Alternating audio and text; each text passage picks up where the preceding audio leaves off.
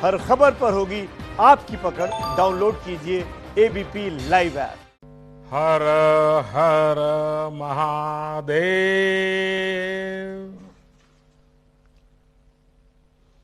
काशी के पुण्य धरती के आप सब पुण्यात्मा लोगन के प्रणाम हो। सावन महीना चल रहा है, ऐसे में बाबा के चरणों में आने का मन हर किसी को करता है। लेकिन जब बाबा की नगरी के लोगों से रूबरू होने का मौका मिला है तो ऐसा लगता है कि आज मेरे लिए एक दर्शन करने का सौभाग्य प्राप्त हुआ है। सबसे पहले तो आप सभी को भगवान भोलेनाथ के इस प्रिय महीने की बहुत बहुत शुभकामनाएं। ये भगवान भोलेनाथ के ही आशीर्वाद है कि कोरोना के इस संकट काल में भी हमारी काशी उम्मीद से भरी हुई है, उत्साह से भरी हुई है। ये सही है कि लोग बाबा विश्वनाथ धाम इन दिनों नहीं जा पा रहे और वो भी सावन में न जा पाना तो आपकी पीड़ा मैं समझ सकता हूं। ये भी सही है कि मानस मंदिर हो, दुर्गा कुंड हो, संकट मोचन में सावन का मेला सब कुछ स्थगित हो गया है, नहीं लग पा रहा है। लेकिन ये भी सही है कि इस अभूतपूर्व संकट के समय में और मेरी काशी, हमारी काशी ने इस अभूतपूर्व संकट का डटकर मुकाबला किया है। आज का ये कार्यक्रम भी तो इसी की एक कड़ी है। कितनी ही बड़ी आपदा क्यों न हो, किसी को काशी के लोगों की जीवटता का कोई मुकाबला नहीं कर सकता। जो शहर दुनिया को गति देता हो, उसको सामने कोरोना क्या चीज है, ये आपने दिखा दिया है। मुझे बताया गया है कि कोरोना के अब काशी की जो विशेषताएं हैं, इस कोरोना के कारण काशी में चाय की अड़ियां वो भी सुनी हो गई है, तो अब डिजिटल अड़ी शुरू हो गई है। अलग अलग क्षेत्र की विभूतियों ने अड़ी परंपरा को तो जीवंत किया है।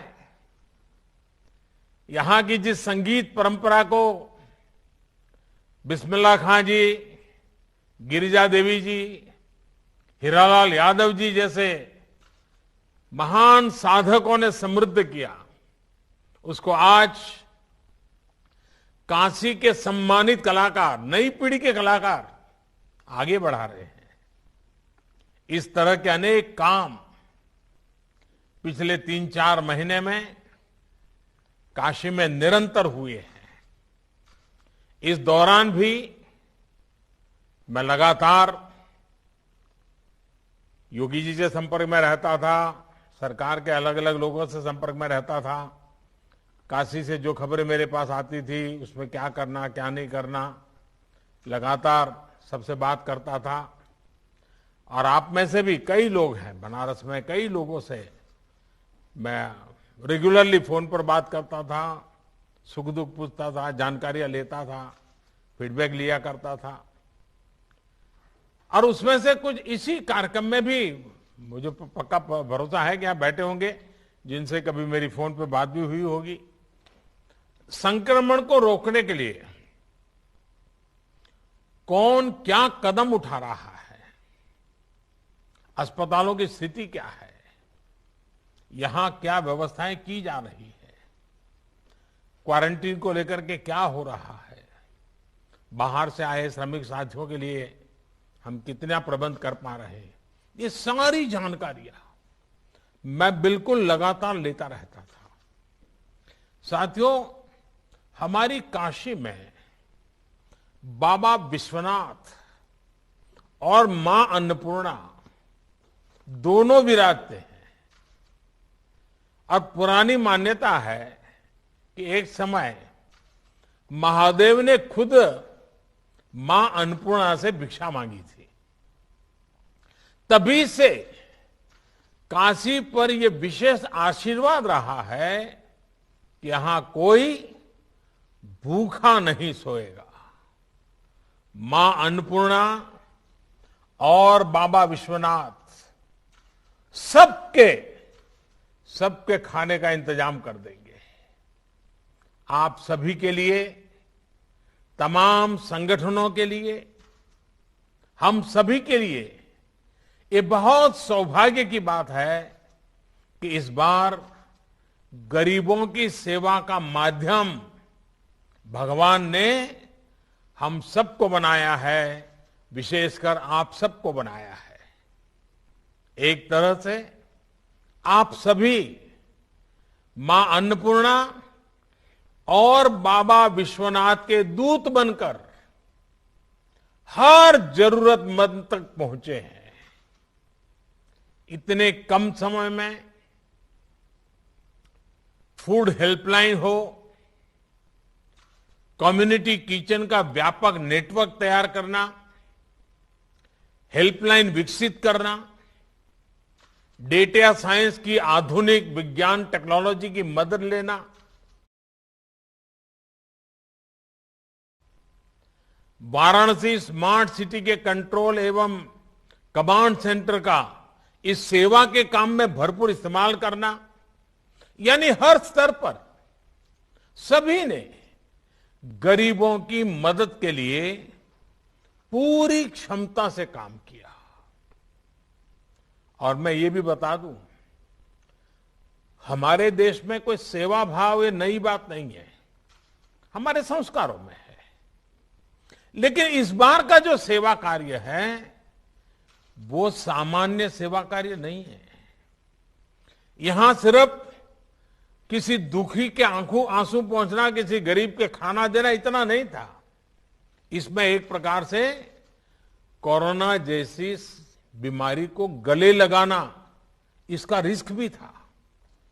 कहीं ये कोरोना हमारे गले पड़ जाएगा तो, और इसलिए सेवा के साथ साथ त्याग और बलिदान की तैयारी का भाव भी था।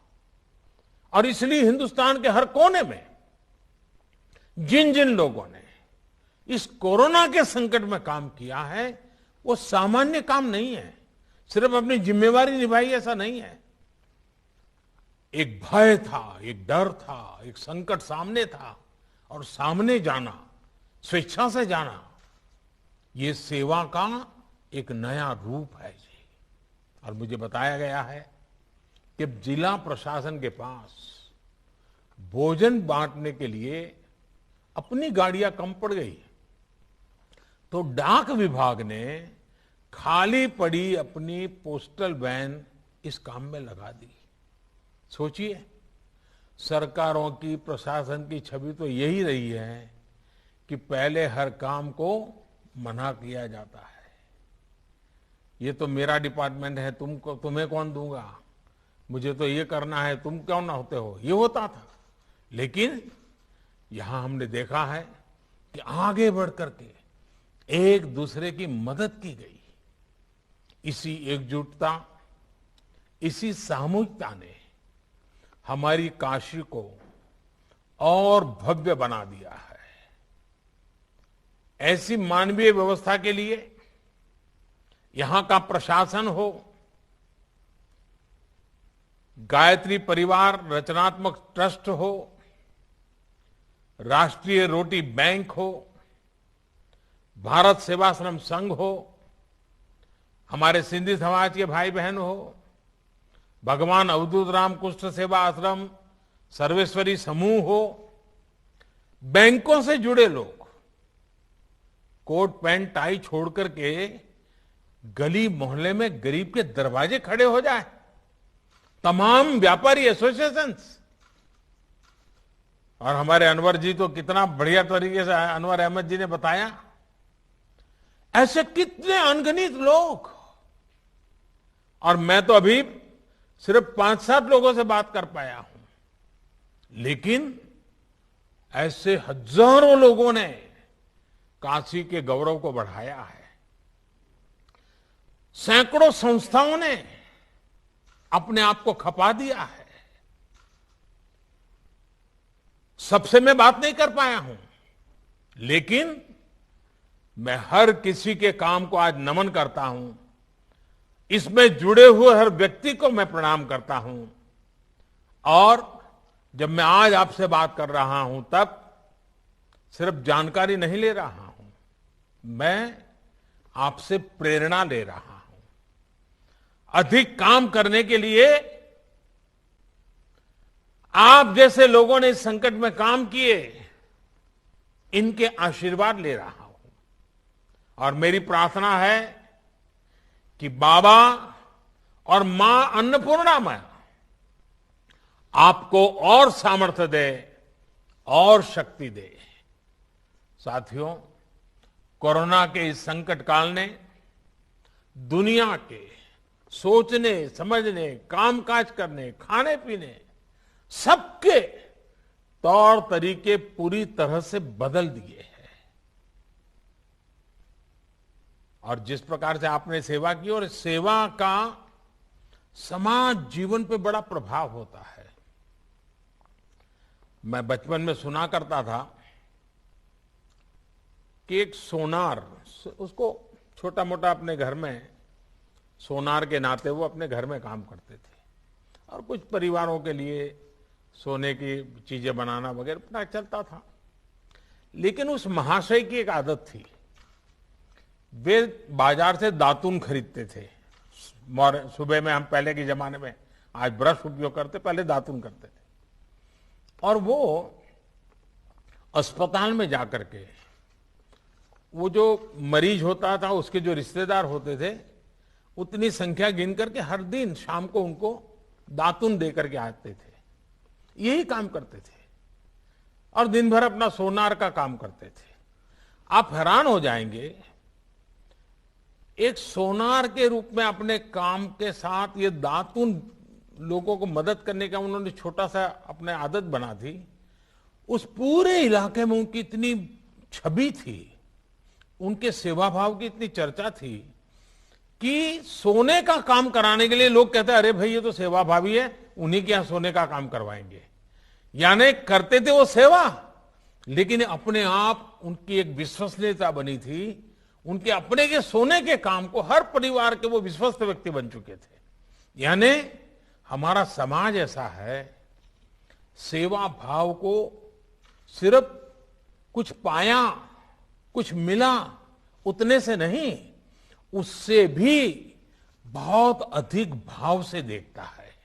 और जो सेवा लेता है वो भी मन में ठान लेता है कि जब मौका मिलेगा वो भी किसी की मदद करेगा। ये चक्र चलता रहता है और यही तो समाज को प्रेरणा देता है।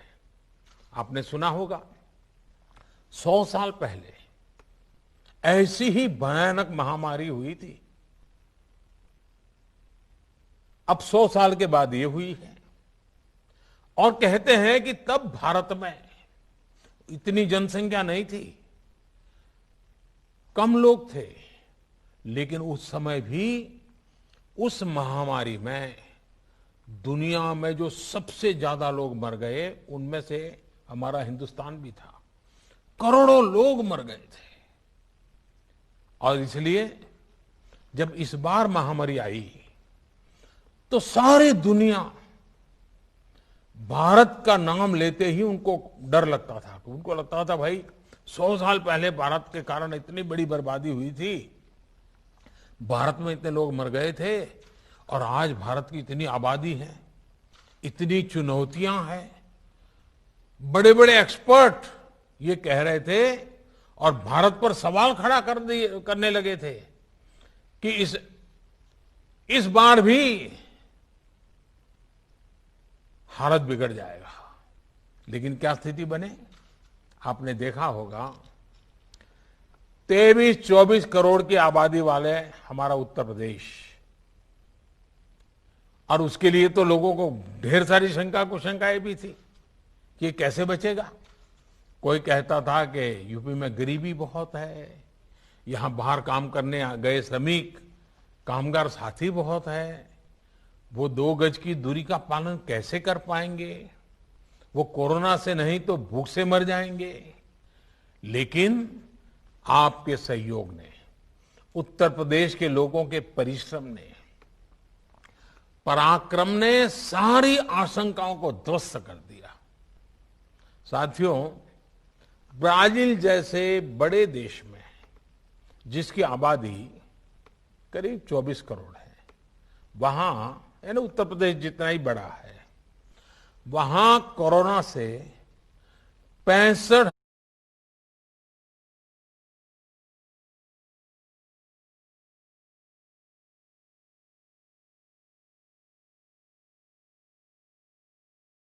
हजार से ज्यादा लोगों की दुखद मृत्यु हुई है।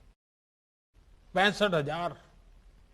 लेकिन उत्तर प्रदेश ने न सिर्फ संक्रमण की गति को काबू में किया हुआ है, बल्कि जिन्हें कोरोना हुआ है वो भी तेजी से रिकवर हो रहे, ठीक हो रहे हैं। और इसकी बहुत बड़ी वजह आप जैसे अनेक महानुभावों की जागरूकता, सेवा भाव, सक्रियता, आप जैसे सामाजिक, धार्मिक और परोपकारी संगठनों का ये जो सेवा भाव है, आपका ये जो संकल्प है, आपके संस्कार है, जिसने इस कठिन समय से कठिन दौर में समाज के हर व्यक्ति को कोरोना के खिलाफ लड़ाई लड़ने की ताकत दी है, बहुत बड़ी मदद की है। साथियों, हम तो काशीवासी हैं और कबीरदास जी ने कहा है, सेवक फल मांगे नहीं, सेव करे दिन रात। सेवा करने वाला सेवा का फल नहीं मांगता, दिन रात निस्वार्थ भाव से सेवा करता है। दूसरों की निस्वार्थ सेवा के हमारे यही संस्कार हैं जो इस मुश्किल समय में देशवासियों के काम आ रहे हैं। इसी भावना के साथ केंद्र सरकार ने भी निरंतर प्रयास किया है कि कोरोना काल के इस समय में सामान्य जन की पीड़ा को साझा किया जाए, उसको कम करने के लिए लगातार कोशिश की जाए। गरीब को राशन मिले, उसकी जेब में कुछ रुपये रहें, उसके पास रोजगार हो और वो अपने काम के लिए ऋण ले सके। इन सभी बातों पर ध्यान दिया है। साथियों, आज भारत में 80 करोड़ से ज्यादा लोगों को, यह आंकड़ा बहुत बड़ा है, 80 करोड़ से ज्यादा लोगों को मुफ्त राशन दिया जा रहा है। इसका बहुत बड़ा लाभ बनारस के भी गरीबों को, श्रमिकों को हो रहा है। आप कल्पना कर सकते हैं कि भारत अमेरिका से भी 2 गुनी आबादी से, यानी अमेरिका की जो टोटल जनसंख्या है उससे डबल लोगों को एक पैसा लिए बिना उनका भरण पोषण कर रहा है। और अब तो इस योजना को नवंबर अंत तक, यानी दीपावली और छठ पूजा यानी 30 नवंबर तक इसको बढ़ा दिया गया है। हमारी कोशिश यही है कि किसी गरीब को त्योहारों के समय में खाने पीने की कमी ना हो। खाने के साथ साथ लॉकडाउन के कारण गरीब को खाना पकाने के लिए ईंधन की दिक्कत ना हो, इसके लिए उज्ज्वला योजना के लाभार्थियों को पिछले 3 महीने से मुफ्त गैस सिलेंडर दिया जा रहा है।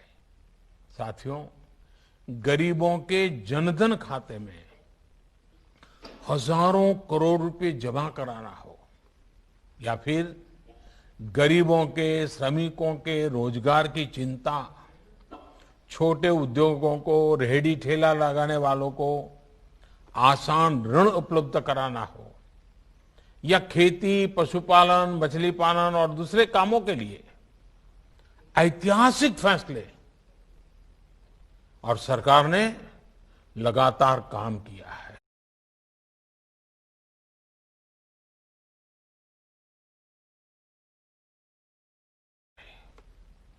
कुछ दिन पहले ही 20,000 करोड़ रुपए की मत्स्य संपदा योजना को भी मंजूरी दी गई है। इसका लाभ भी इस क्षेत्र के मछली पालकों को होगा। इसके अलावा यहां यूपी में कुछ दिन पहले ही रोजगार और स्वरोजगार के लिए एक और विशेष अभियान चलाया गया है। इसके तहत हमारे जो हस्तशिल्पी हैं, बुनकर है, दूसरे कारीगर है या फिर दूसरे राज्यों से जो भी श्रमिक साथी गांव लौटे हैं, ऐसे लाखों कामगारों के लिए रोजगार की व्यवस्था की गई है। साथियों, कोरोना की ये आपदा इतनी बड़ी है कि इससे निपटने के लिए लगातार काम हमें करना ही होगा। हम संतोष मान करके बैठ नहीं सकते हैं। हमारे बुनकर भाई बहन हो, नाव चलाने वाले हमारे साथी हो, व्यापारी, कारोबारी हो, सभी को मैं आश्वस्त करना चाहता हूं कि हमारा निरंतर प्रयास है कि सभी को कम से कम दिक्कत हो और बनारस भी आगे बढ़ता ही रहे। मैंने कुछ दिन पहले ही बनारस के विकास कार्यों को लेकर प्रशासन से, शहर के हमारे विधायकों से भी टेक्नोलॉजी के माध्यम से लंबी मुलाकात की थी, बहुत डिटेल में बातचीत की थी। एक एक चीज को मैंने टेक्नोलॉजी और ड्रोन की पद्धति से मॉनिटर किया था। इसमें सड़कों, बिजली, पानी हो, ऐसे तमाम प्रोजेक्ट के साथ साथ बाबा विश्वनाथ धाम प्रोजेक्ट की स्थिति को लेकर भी विस्तृत जानकारी मुझे दी गई थी। मैंने आवश्यक सूचनाएं भी दी थी। कुछ रुकावटें होती है तो उसको दूर करने के लिए जहां जहां कहना था वहां भी कहा था। इस समय काशी में ही लगभग 8,000 करोड़ रुपए के अलग अलग प्रोजेक्ट्स पर काम तेजी से चल रहा है।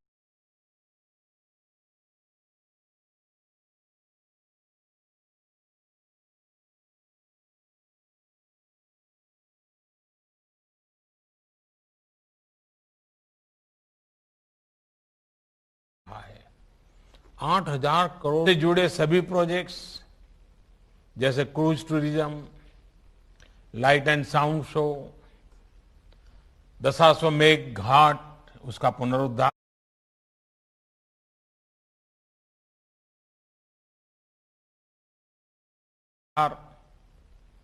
गंगा आरती के लिए ऑडियो वीडियो स्क्रीन लगाने का काम, घाटों पर और भी व्यवस्था प्रबंधन का काम, ऐसे हर प्रोजेक्ट को तेजी से पूरा करने पर ध्यान दिया जा रहा है। साथियों, आने वाले समय में काशी को आत्मनिर्भर भारत अभियान का भी एक बड़ा केंद्र बनते हुए हम सभी देखना चाहते हैं और ये हम सबकी जिम्मेवारी भी है। सरकार के हाल के फैसलों के बाद यहां की साड़ियां, यहां के दूसरे हस्तशिल्प के लिए, यहां के डेयरी, मत्स्य पालन और मधुमक्खी पालन के व्यवसाय के लिए नई संभावनाओं के द्वार खुलेंगे। बी वैक्स की बहुत अधिक डिमांड दुनिया में है। इसको पूरा करने का प्रयास हम कर सकते हैं। मैं किसानों से, युवा साथियों से भी यह आग्रह करूंगा कि इस प्रकार के व्यवसाय में बढ़ चढ़कर के भागीदारी सुनिश्चित करें। हम सभी के प्रयासों से हमारी काशी भारत के एक बड़े एक्सपोर्ट हब के रूप में विकसित हो सकती है और हमें करना चाहिए। काशी को हम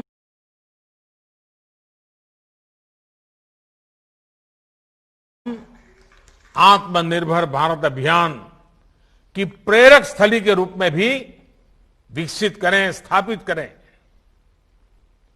साथियों, मुझे अच्छा लगा आज आप सबके दर्शन करने का मौका मिला और काशी वासियों के सावन महीने में दर्शन होना अपने आप में सौभाग्य होता है। और आपने जिस प्रकार से सेवा भाव से काम किया है, अभी भी जिस लगन के साथ आप लोग कर रहे हैं, मैं फिर एक बार आप सबका बहुत बहुत आभार व्यक्त करता हूं। परोपकार के, सेवा भाव के अपने काम में आपने सबको प्रेरणा दी है, आगे भी प्रेरणा देते रहेंगे। लेकिन हां, एक बात हमें बार बार करनी है, हर किसी से करनी है, खुद से भी करनी है। हम सिंगल यूज प्लास्टिक से मुक्ति चाहते हैं, उसको छोड़ना नहीं है। अब रास्तों पर थूकना और उसमें भी हमारा बनारसी पान, हमने आदत बदलनी पड़ेगी। दूसरा, 2 गज की दूरी, गमछे या फेस मास्क और हाथ धुलने की आदत को न हमें छोड़ना है, न किसी को छोड़ने देना है। अब इसको हमारे संस्कार बना देना है, स्वभाव बना देना है। बाबा विश्वनाथ और गंगा मैया का आशीर्वाद हम सभी पर बना रहे, इसी कामना के साथ मैं मेरी वाणी को विराम देता हूं और फिर से एक बार आपके इस महान कार्य को प्रणाम करता हूं। बहुत बहुत धन्यवाद। हर हर महादेव। एबीपी न्यूज आपको रखे आगे।